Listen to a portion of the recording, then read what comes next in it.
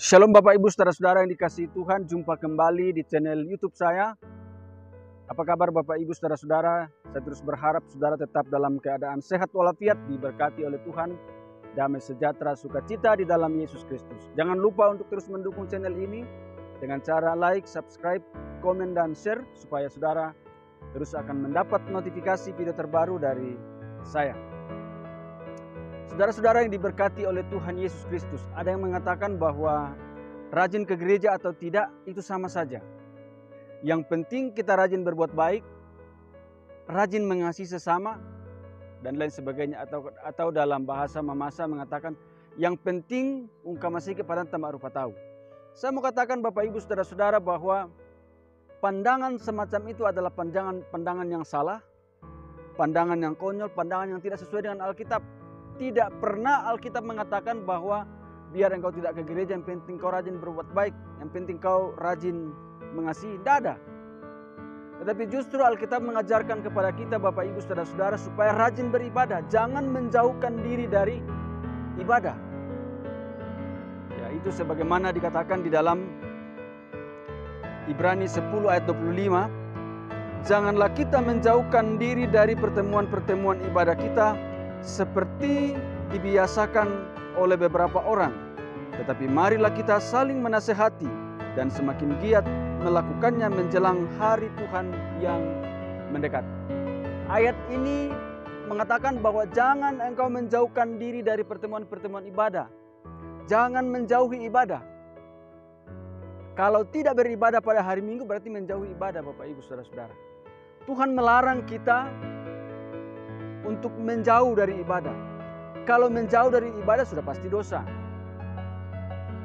Nah, sehingga sangat tidak benar kalau mau dikatakan rajin ke gereja atau tidak sama saja, yang penting rajin berbuat baik. Itu adalah pandangan yang salah, tidak sesuai dengan Alkitab.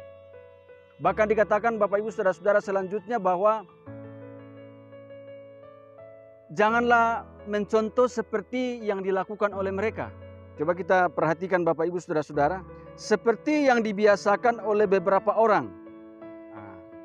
Jangan menjauhkan diri dari pertemuan-pertemuan ibadah seperti yang dibiasakan oleh beberapa orang. Siapa yang dimaksudkan beberapa orang? Adalah orang-orang yang tidak beribadah, orang-orang yang menjauh dari Tuhan. Jangan mencontoh mereka, jangan seperti mereka. Dan selanjutnya terakhir dikatakan, tetapi hendaklah engkau saling menasehati. Karena itu nasihat ini datang kepada saudara-saudara yang malas ke gereja. Saya menasehati saudara supaya rajin beribadah.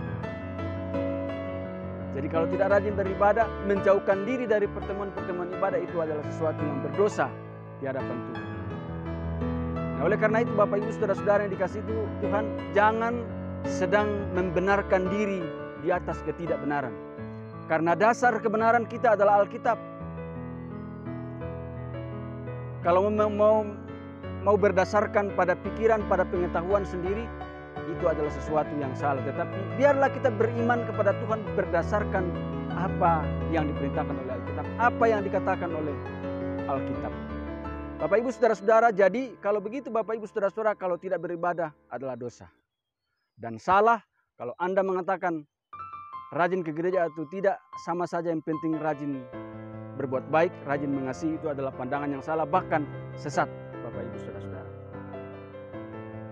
Nah, di mana kita ketahui bersama-sama bahwa kita sebagai orang Kristen itu beribadah pada hari Minggu. Hari Minggu itu adalah hari Tuhan, artinya hari Tuhan. Berarti hari khusus untuk Tuhan di mana kita beribadah pada Tuhan. Hari itu adalah harinya Tuhan. Nah, sehingga benar-benar hari Minggu itu harus dijadikan sebagai hari beribadah bagi orang Kristen. Hari Minggu adalah hari Sabat Kristen. Kalau dalam perjanjian lama Bapak Ibu Saudara-saudara yang dikasihi Tuhan, ada perintah tegas yang mengatakan kuduskanlah hari Sabat. Dan pertanyaan saya, kalau Anda tidak beribadah, apakah saudara sedang menguduskan hari Sabat? Saya kira tidak Bapak Ibu Saudara-saudara. Orang menguduskan hari Sabat adalah menjadikan hari Sabat, menjadikan hari Minggu menjadi hari beribadah bagi Dia. Nah, saudara-saudara yang dikasihi Tuhan, kalau kita memperhatikan perjanjian lama Bapak Ibu Saudara-saudara, begitu ketat tentang aturan Sabat, begitu ketat tentang aturan beribadah. Karena kalau orang melanggar hari Sabat, melanggar hari beribadah, hukumannya bukan main-main. hukumannya itu adalah dihukum mati. Dilempari dengan batu sampai mati. Ya, bahkan ada yang mencari kayu api pada waktu dalam perjanjian lama. Itu dihukum mati. Dilempari dengan batu sampai mati. Bayangkan itu Bapak Ibu Saudara-saudara. Itu di dalam Bilangan 15 ayat 32 sampai ayat yang ke-36 dikatakan, ketika orang Israel ada di padang gurun, didapati merekalah seorang yang mengumpulkan kayu api pada hari Sabat. Lalu orang-orang yang mendapati dia sedang mengumpulkan kayu api itu menghadapkan dia kepada Musa dan Harun dan segenap umat itu. Orang itu dimasukkan dalam tahanan oleh karena belum ditentukan apa yang harus dilakukan kepadanya. Lalu berfirmanlah Tuhan kepada Musa, orang itu pastilah dihukum mati. Segenap umat Israel harus melontari dia dengan batu di luar tempat perkemahan. Lalu segenap umat menggiring dia keluar tempat perkemahan, kemudian dia dilontari dengan batu sehingga ia mati, seperti yang difirmankan Tuhan kepada Musa. Jadi Bapak Ibu Saudara-saudari, dalam perjanjian lama begitu ketat, bukan main-main Bapak Ibu Saudara-saudara. Jadi jangan pernah coba-coba mau bermain-main dengan hari-hari beribadah. Hari beribadah harus benar-benar harus dihormati, harus dihargai, harus dijadikan sebagai tempat untuk beribadah, khusus untuk menyembah Tuhan. Jadi saudara-saudara, di dalam Alkitab yang baru saya baca ini adalah hukum sipil yang terjadi, yang berlaku pada waktu itu, bahwa kalau ada orang yang tidak menghormati hari Sabat harus dilempari dengan batu sampai mati. Dan saya kira ayat ini tidak berlaku sampai sekarang, hanya berlaku pada waktu itu ketika bangsa Israel bersifat teokrasi.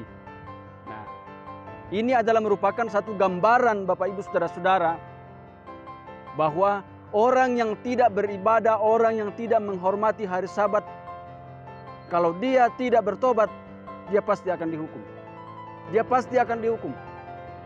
Dan tentunya Bapak Ibu Saudara-saudara, kalau tidak menghormati hari Sabat, tidak mau beribadah pada hari beribadah, berarti dia adalah bukan orang percaya, bukan orang Kristen sejati.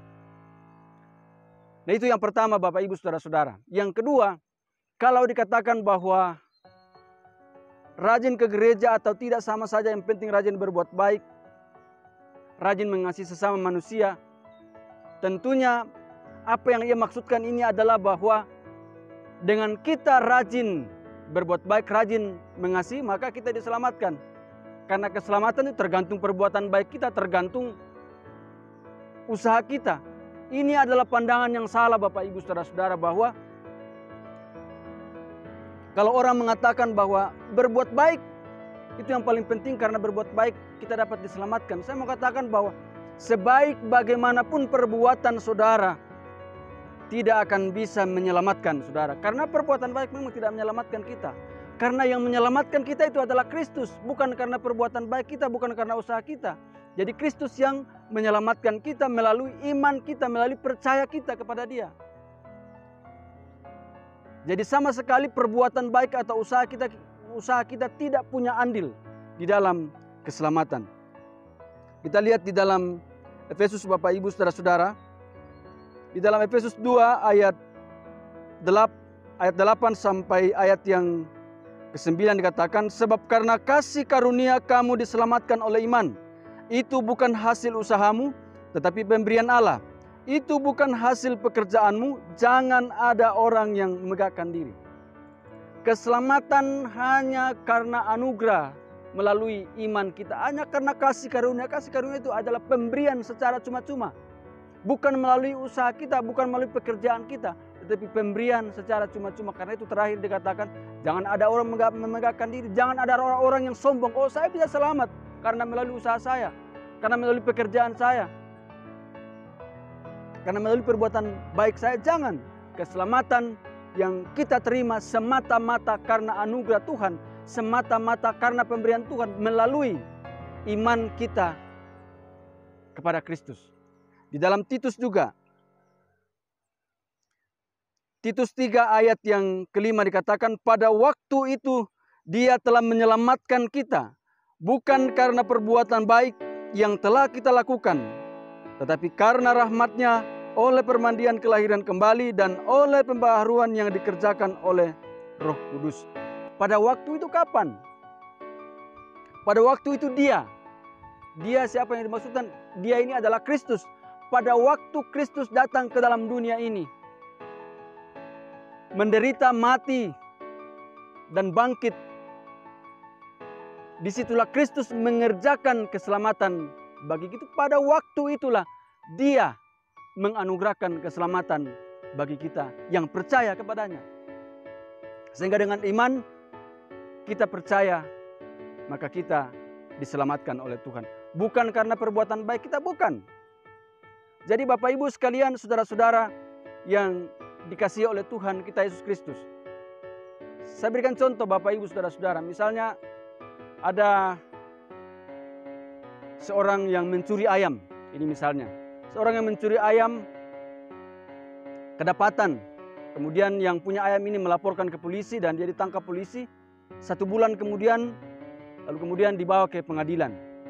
Dan selama 1 bulan itu pencuri ayam ini banyak melakukan perbuatan baik. Dia membagi-bagi uangnya kepada orang miskin. Kemudian dia bagi-bagi beras kepada orang miskin, dan mungkin ada rumah yang dibangunkan, ya, membangunkan rumah orang miskin. Lalu kemudian tiba waktunya dibawa ke pengadilan. Sampai ke pengadilan ditanya oleh hakim, "Pak, apakah betul saudara mencuri ayam?"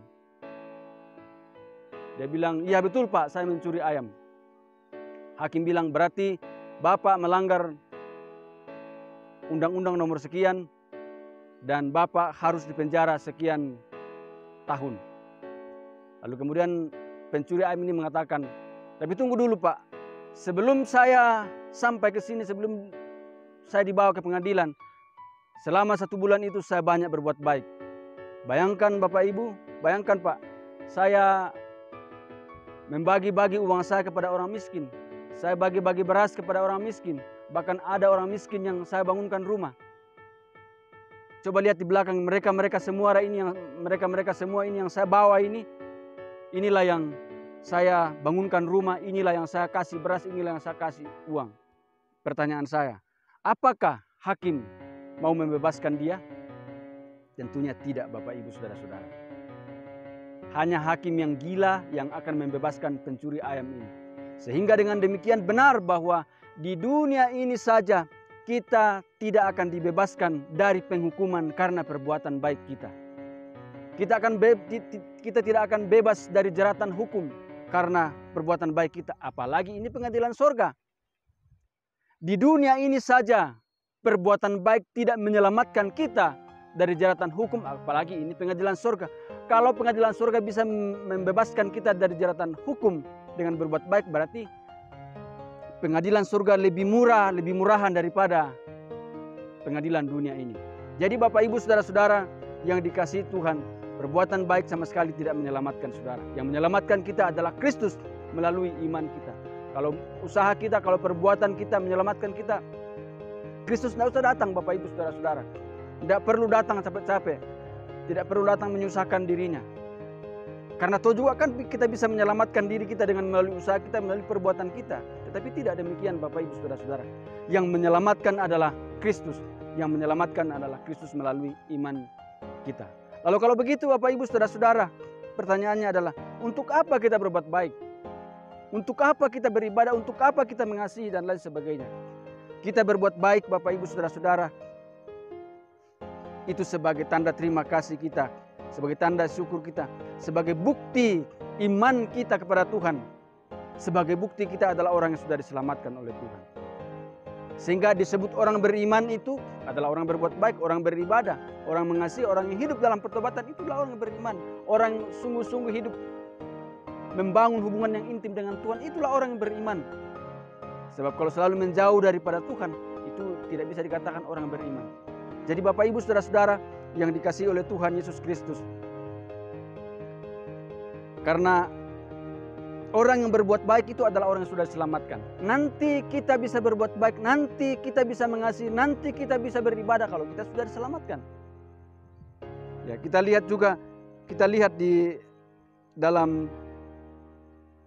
Efesus 2 pada ayatnya, ya kembali mulai dari ayat 8 sampai ayat yang ke-10 dikatakan, sebab karena kasih karunia kamu diselamatkan oleh iman, itu bukan hasil usahamu tetapi pemberian Allah.